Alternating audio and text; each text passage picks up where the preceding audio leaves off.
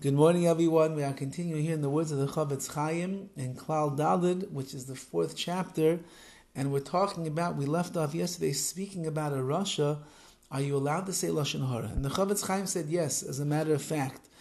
When you see somebody who is muchzak, which means he goes in the wicked path, he's involved and entrenched in sins, and he doesn't leave them alone, he doesn't abandon them, and we see that he's not careful, he has no yiras Elokim, he doesn't fear HaKadosh Baruch Hu, you'd be allowed then to humiliate him and even speak negatively about him, things that you can't do about another Jew. Whether he's in front of you or whether he's not in front of you, you are allowed to spread this information about such a person who is a verified Rasha or a sinner, as we'll call it, in the eyes of Hashem. Now, we have to qualify this, and we will, but as Hashem, what exactly this means. But one more piece, and then we'll go back. If this person that you can say confidently, unfortunately, is a sinner, he does something or he says something, and you could, if you want, you could judge him favorably for what he did, but you could also judge him unfavorably. You can see the negative thing that he did.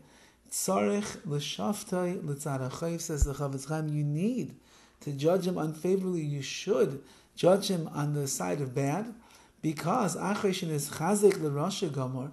Once that he's already established to be a complete Rasha, a wicked person over here, bishar and yonav, and the other things that he relates to Torah and to mitzvahs.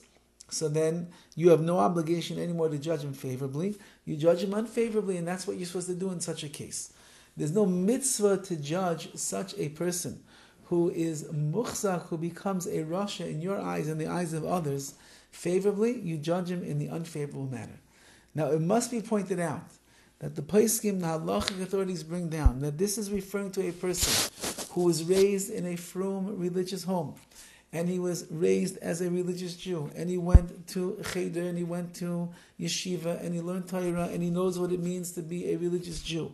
And then he decided on his own at some point in his life, he's jumping ship, and he's no longer going to be religious, and he's going to live a life of spiritual depravity, and he's going to end up sinning and doing things against HaKadosh Baruch Hu and against his Torah and against his mitzvahs.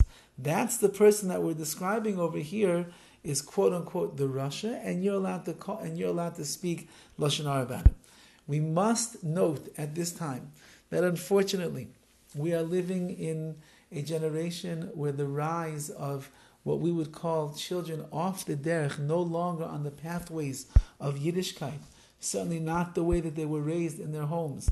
Talking about kids, the finest of kids from the finest of homes, who learn Torah, who were raised with Torah, who know what Shabbos is, who know what Kashrus is, who knows what learning Torah is all about, and davening and so on and so forth. They were raised like that, and at some point in their lifespan, whether it was, usually it takes place somewhere in the teenage years, something happens in their life that causes an eruption and some traumatic experience or the like, something difficult that they are going through, and they end up jumping ship and they go off the derech, and they're no longer keeping mitzvahs. And it has a whole spectrum of what that means. It could mean no Shabbos, no kashrus, no tefillin, no davening. It could mean intermarriage. It could mean drugs, alcohol, not keeping mitzvahs, being angry at Judaism, at Hashem. It could mean a spectrum of things. Those children, according to the poskim, according to the halachic authorities of today, they are not the Rashaim that the CHOFETZ CHAIM is referring to. They are not the ones that are willfully and knowingly going off of the Derech of Hashem. They are what we call Karav La'inus. They are close to being against their will for the reasons that they left the pathways of Yiddishkeit. And therefore, Chalila, you cannot call them a Rasha, and therefore you cannot speak Lashon HaRa about such a person. You cannot go around town and say, did you see what Yankel, this person's son, was doing last night on Shabbos? We saw him walking down the street, listening to his music and smoking cigarettes. It's if people see, they see, but to go and to speak Lashon HaRa, a person should not do, because this is a struggling child. This is a child that is in pain. This is a child that has spiritual maladies and sickness, and they very often cannot control themselves in this particular situation.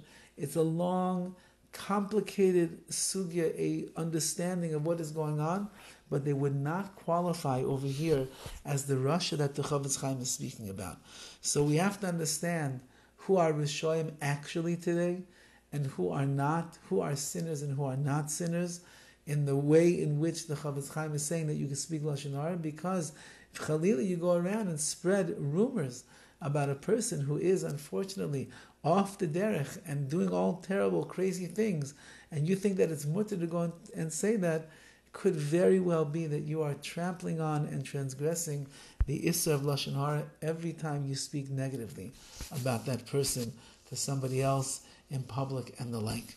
Have a wonderful day.